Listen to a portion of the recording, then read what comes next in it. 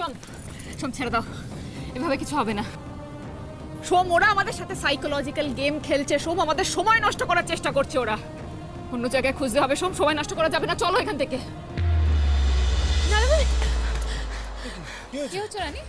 আমি জানতে পেরে গেছি পার্বতীদি, ওই বাক্স ভর্তি টাকাটা কোথায় রেখেছিলাম আমি জানতে পেরে গেছি। কি জানতে পেরে গেছো? কোথায় কোথায় রেখেছে? পার্বতীদি, রায় সাহেব আমাকে দেখে এমন চিৎকার করলেন যে আমার হাত থেকে ফোনটা পড়ে ভেঙে গেল। আমি আর কিছুতেই চালু করতে পারছিলাম না। আমি তাই তোমাদের ফোন করে কিছু জানাতে পারিনি। দাদামণি তুমি এক্ষুনি কিছু একটা করো।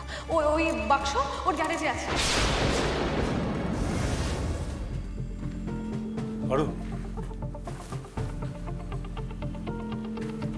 প্রতাপ প্রতাপ কোথায় গেল? ও কি তাহলে বাক্সটা সরিয়ে নিয়ে গিয়ে অন্য কোথাও রাখলো? হ্যাঁ, না না না, তা হতে পারে না।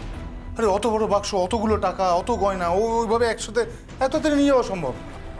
সোম, আমি বলছি কি যে সময় নষ্ট না করে আমরা বরং পুরো গ্যারাজটা একবার খুঁজে দেখি।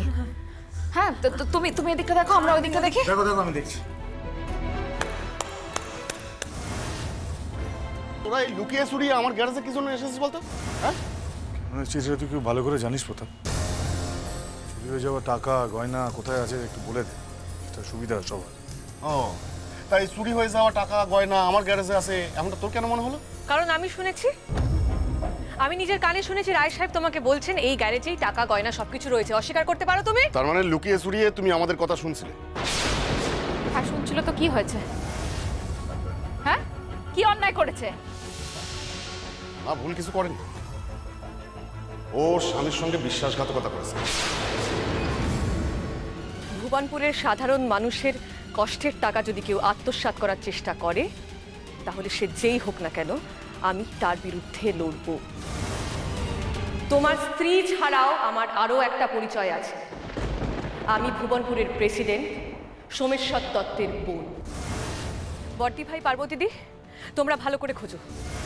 আমার বিশ্বাস এই টাকা সোনা সব এই গ্যারেজেই আছে। আমি নিজের কানে শুনেছি। প্রতাপ, এখনো সময় আছে ভাই, বল না টাকাগুলো কোথায় রেখেছিস আর গয়নাগুলো?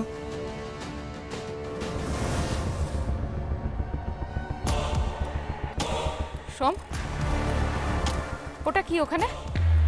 কোনটা? ওই যে ওইটা।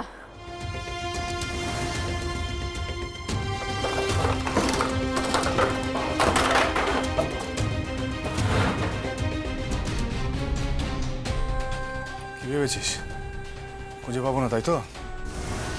ছি দাদা, ছি। এই গ্যারাজটা আমার আর রানীর কথায় সোম তোকে দিয়েছিল যাতে তুই সৎ পথে রোজগার করতে পারিস। আর তুই কি করলি? আর তার জন্য যখন ইচ্ছে তখন আমাকে কথা শোনাবি, তাই তো? দাদামণি, তুমি আর কথা বলে সময় নষ্ট করো না। বাক্সটা খোলো।